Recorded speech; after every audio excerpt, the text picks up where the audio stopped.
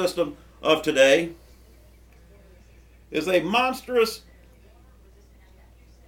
monumental institution dedicated to hurry of today, 1904. Children are forced to go through a series of studies that sweep the circle of human wisdom. They are given anything that the ambitious ignorance of the age can force into their minds. They are taught everything but the essentials. How to use their senses and how to think. Their minds become congested by a great mass of undigested facts. And still the cruel, barbarous forcing goes on. You watch until it seems you cannot stand it a moment longer. And you instinctively put out your hand and say, "Stop!" This modern slaughter of the innocents must not go on. Education smiles, snarlily waves her hand complicitly towards her thousands of knowledge prisons over the country and says, "Who are you that dare speak a word against our sacred school system?" Education is in a hurry because she fails in 15 years to do what half the time should accomplish by better methods.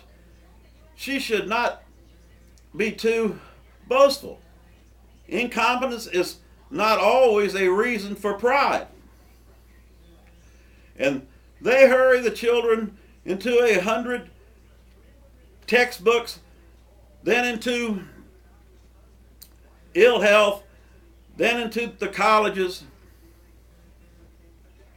then into a diploma, then into life, where a dare-minded, untrained, and untitled for the real duties of living. Hurry is the death blow to calmness, to dignity, to poise. The old-time courtesy went out when the new time hurry came in. Hurry is the father of diapepticin. In the rush of our natural life, the bolting of food has become a national vice. The words "quick lunches" might prosperity be placed on thousands of headstones in our cemetery. Men forget that he is the only animal that dines. The others merely feed. He's the only animal that dines, the others merely feed. Why does he struggle his right to dine and go to the end of the line with the mere feeders? His self-respecting stomach rebels and expresses its indignity by indigestion.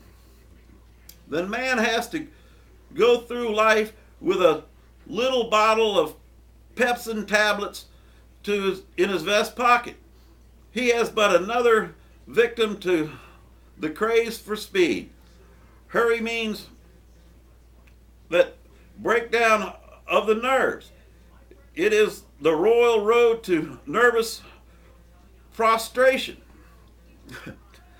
Everything that is great in life is the product of a slow growth. The newer and greater and higher and nobler the work, the slower it must grow. The slower its growth, the surer its lasting success. Mushrooms attain their full growth in a night. Oaks require decades.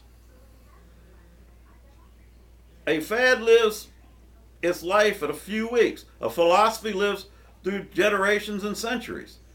If you are sure you are right, do not let the voice of the world or its friends or its familiarity swear you for a moment from your purpose.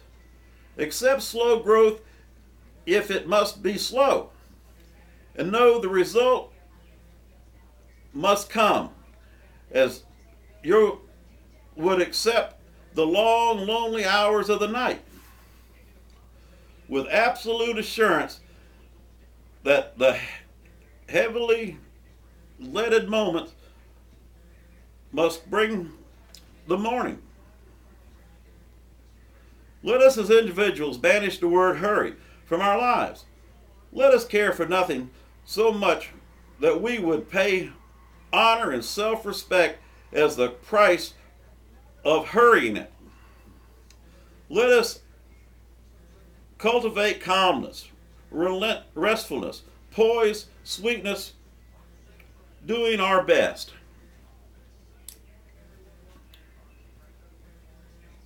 Bearing all things as bravely as we can, living our life undisturbed by the prosperity of the wicked or the malice of the envious.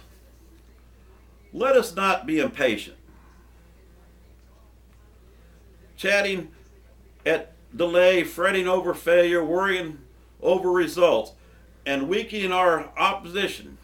Let us ever turn our face towards the future with confidence and trust, with the calmness of a life of harmony with itself, true to its ideas, and slowly and constantly progressing towards their realization.